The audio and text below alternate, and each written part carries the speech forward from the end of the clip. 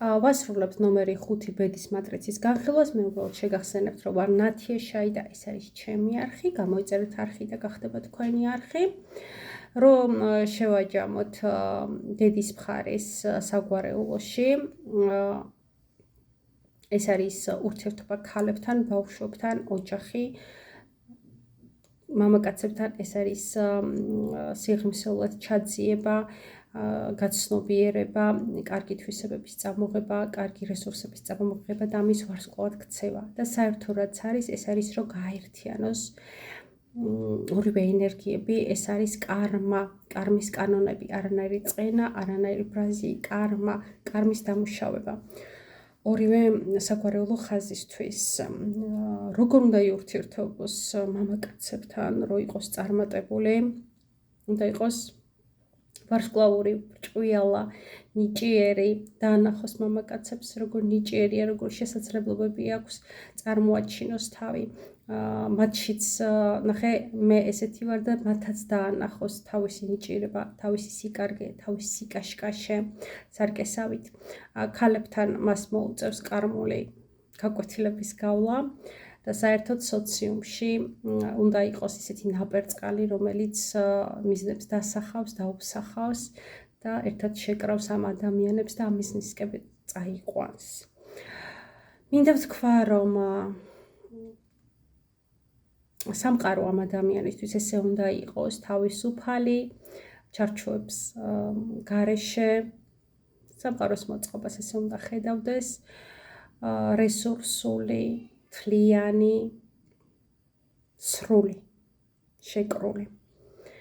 ხოლო დედამი მიწიერ სამყაროს, ხო, ასე ვთქვათ, მატერიალურ სამყაროს, ის უნდა მიუდგეს როგორც წესი, როგორც კანონი, როგორც რაღაც სისტემა, რომელიც მუშაობს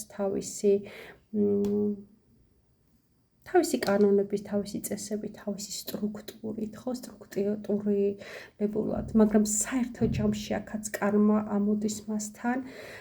ეს კარმების დამუშავება ძალიან მძაფრად იგრძნობა და ღმერთისთვის შენ ხარ მეხუთე ენერგია, ეს არის ხორხის ჩაკრა, ყელში, ყელის არეშია ეს ჩაკრა და ეს არის ინფორმაციის გადამუშავება და ადამიანებამდე მიტანა. ეს არის ძალიან რაღაცა მნიშვნელოვანი საკითხების გავრცელება, ადამიანების თანადგომა, მათთვის იმ სიტყვის თქმა, რაც ძალიან მნიშვნელოვანია.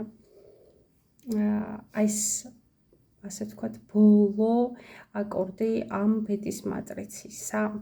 აი ეს იყო, რომელიც განვიხილეთ. ამ ბედის მატრიციდანაც ჩანს, რომ შემთხვევით არაფერი არ ხდება. ამ სულს სურდა, რომ დაემუშავებინა ძალიან მძიმე კარმული გაკვეთილები და ამიტომ მისი დაბადებიდან დაწყებული არც თუ ისე იოლი ცხოვრება ქონდა და აქვს, მაგრამ მე ვაძლევ მას პირობას, როგორც კი დაიწყებს აი მარვიანის კარმული საკითხების დამუშავებას, მისი ცხოვრება რთული კი არა, აი საათის მექანიზმივით აეწყობა და იქნება ძალიან ჰარმონიული, ადვილი, პერსპექტიული და დატკბება ამ ყველაფრით. დღეს მე გემშვიდობებით. ნათია შაი. შეგიძლიათ მომწეროთ კითხვები, აზრები, შეხედულებები.